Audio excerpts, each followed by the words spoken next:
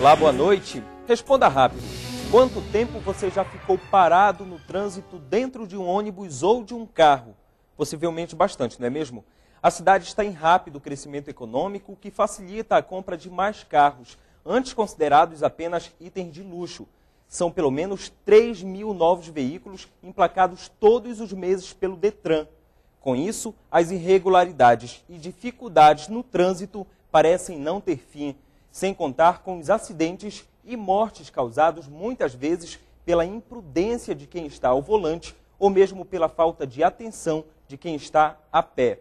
Mas será que o trânsito em Manaus ainda tem jeito? Quem responde a este e a outros questionamentos do Band Cidade em entrevista de hoje é o diretor-presidente do Manaus Trans, Coronel Walter Cruz, que está aqui com a gente. Coronel, boa noite. Boa noite. Bem-vindo ao Band Cidade. Obrigado, Rômulo. Para mim é um prazer estar aqui e poder responder aos seus questionamentos e a gente falar um pouco sobre o trânsito. Coronel, são pelo menos 3 mil veículos emplacados todos os meses, 3 mil novos carros que vão para as ruas.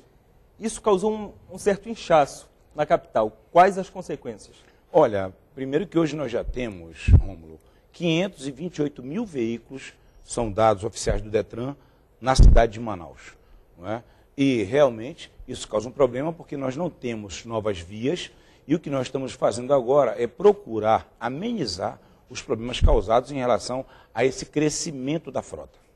Como controlar a frota, já que ela é muito grande se comparada com o efetivo, por exemplo, e o tamanho, a extensão da capital?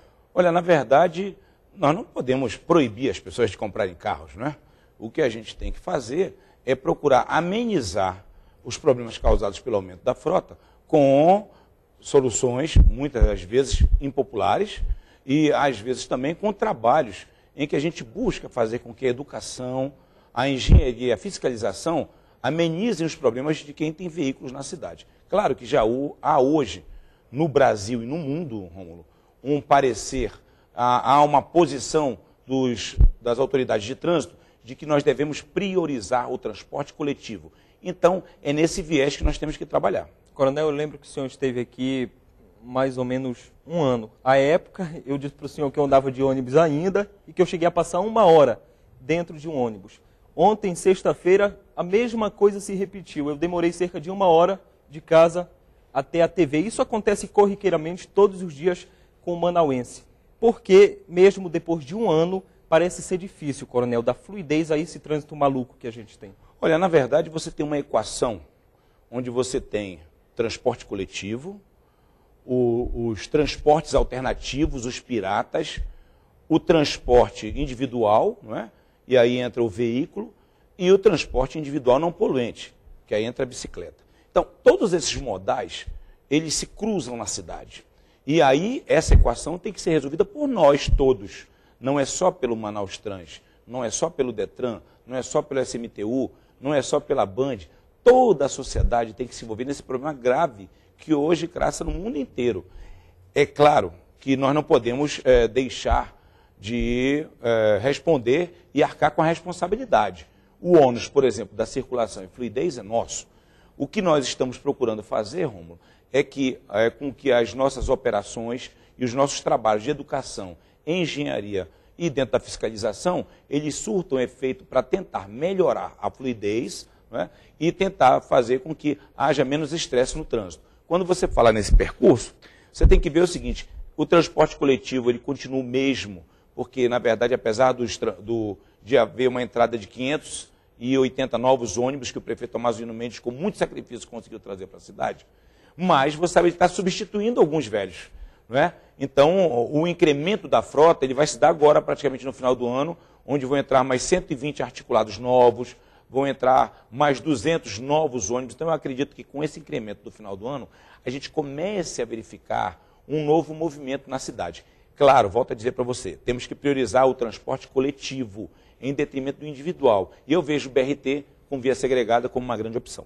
Coronel, na última quinta e sexta-feira, o senhor participou do primeiro Fórum Municipal que discutiu justamente isso, transporte, trânsito. Teve algum resultado positivo em forma de documento ou mesmo já de ação concreta?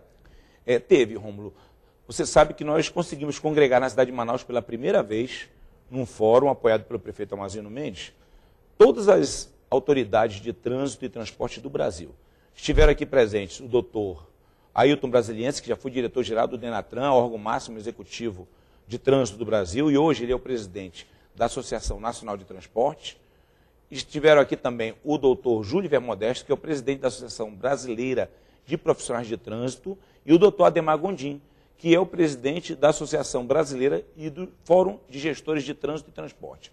O que nós conseguimos tirar desse apanhado de experiências, não é? Nós produzimos uma carta de intenções, onde nós vamos estar divulgando essa carta para a sociedade, para os órgãos que trabalham com atividades correlatas ao trânsito, para que a gente comece a estimular um novo pensamento. Devemos priorizar o transporte coletivo. O ônibus não pode mais ser visto como um transporte de pobre. Isso aí é uma visão totalmente equivocada. Não é? Você sabe que lá em São Paulo, Rio de Janeiro, todo mundo usa ônibus. Por que aqui nós não podemos fazer isso? Claro, há problema no transporte? Concordo, mas nós temos que começar a entender que isso tem que começar a mudar. Você vê que tem algumas propagandas das cidades de Bogotá e de Cali, na Colômbia, onde você vê o BRT fluindo tranquilamente. Você vê aqui um engarrafamento monstro. E lá eles não querem saber dos carros leves, não. Eles querem saber do transporte coletivo. Coronel, o diretor acabou de fazer um questionamento aqui pelo ponto sobre essa área aqui da Cefaz, pertinho da TV.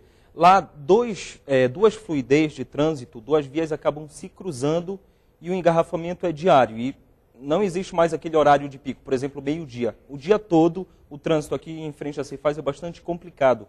Existe algum estudo ou alguma ação para tentar também viabilizar a fluidez nesse ponto? Ali nós temos um problema que você começa com a área bancária, na André Araújo, no sentido bairro-centro, não é? Você tem o entorno da Cefaz, que é muito movimentado, Secretaria de Fazenda, e você tem um abrigo, uma parada de ônibus, bem no cruzamento desses dois fluxos que você fala. Nós já estamos conversando com o Dr. Marcos Cavalcante, que é o presidente da SMTU, para nós vermos um outro local, para nós remanejarmos aquela parada, para sair daquele ponto, pelo menos mais à frente, que eu acredito que vai começar a dar um pouco mais de fluidez. Outros pontos também vão passar por isso? Também. Inclusive, nós temos agora agente de trânsito na área bancária para evitar fila dupla.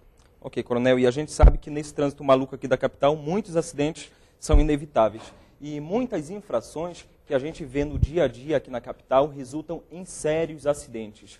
Alguns em mortes, como a gente acompanha agora na reportagem de Lani Guzmão e Ailton Souza.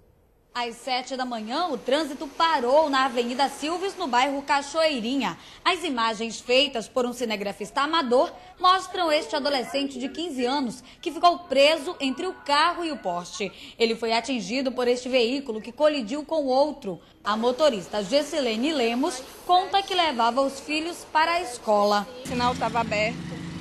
Aí eu vinha e ele atravessou, simplesmente, atravessou numa velocidade que não deu tempo de eu parar. Tanto que ele pegou o garoto estava atravessando ali ainda. O garoto do Sinai, vinham outros alunos, só que os outros correram e o garoto não conseguiu. No cruzamento da Avenida Castelo Branco com Marciano Armon, outro acidente grave. Edmilson Andrade Matos Júnior, de 23 anos, que estava nesta motocicleta, morreu na hora. Segundo testemunhas, ele perdeu o controle da moto e colidiu com a carreta. Como eu conheço de moto, eu acredito que ele estava com ela acelerada, ele soltou a embreagem sem saber porque ele não tinha habilitação. E o dono da moto já apareceu aqui, já viu tudo aí. Só hoje pela manhã foram registrados 5 acidentes com vítimas lesionadas, um acidente com vítima fatal e uma morte por atropelamento. Segundo Manaus Trans, uma manhã muito agitada e a maioria dos acidentes pela falta de atenção do condutor. Nas ruas, alguns flagrantes, pessoas falando ao telefone enquanto dirigiam. Esta mulher até retoca a maquiagem com o carro em movimento. Os novos agentes começaram o trabalho com muito o que fazer. Para os agentes de trânsito, a atenção precisa ser redobrada. Um descuido pode resultar na morte de outra pessoa. Porque a nossa função é desobstruir o trânsito. Ao acidente, ao congestionamento, e no momento a perícia não tem condições de chegar a tempo. Na reportagem a gente conferiu, viu a realidade de muitas infrações cometidas por nós mesmos, pedestres e motoristas. Infrações essas que depois a gente acaba querendo culpar ou cobrar apenas os órgãos, como por exemplo o Manaus Trans. Coronel, evidente a falta de educação no trânsito aí. Muitos acidentes poderiam ser evitados se a população começasse a se reeducar? É verdade. Você sabe, Rômulo, que nós começamos no Manaus Trânsito, nosso trabalho tem 1 ano, não é? E um dos projetos que nós estamos executando e que tem sido o nosso carro-chefe na educação é o Tô na Faixa. Já ia falar sobre ele. Exato, que é o respeito ao pedestre que usa a faixa de pedestre, não é? E o que nós estamos notando, e agora mesmo eu estava chegando aqui na TV, é que as pessoas estão respeitando o pedestre. Isso é muito importante. Agora, não basta só isso. Tem que respeitar os sinais, os semáforos, o agente de trânsito e, principalmente, se respeitar. Não usar o celular, usar o cinto de segurança, usar o capacete. Essas coisas parecem ser repetitivas, mas todo dia nós temos acidentes por falta de prudência e por falta de cuidado. Então, eu aqui conclamo, aproveito o programa para conclamar a população a respeitar mais as leis, respeitar os semáforos, os agentes de trânsito, porque não podemos mais ter os dados que nós temos do ano passado. No Brasil foram 40 mil mortes, em Manaus 277. Não é? Se você tirar os feriados, sábado e domingo praticamente uma morte por dia. Então não podemos mais ter isso. Então é verdade, falta mais educação. Agora, essa educação ela tem que partir da pessoa quando sair de casa. Ok, Coronel. A gente dá uma pausa no Banho de Cidade Entrevista de hoje, um breve intervalo comercial, você não sai daí.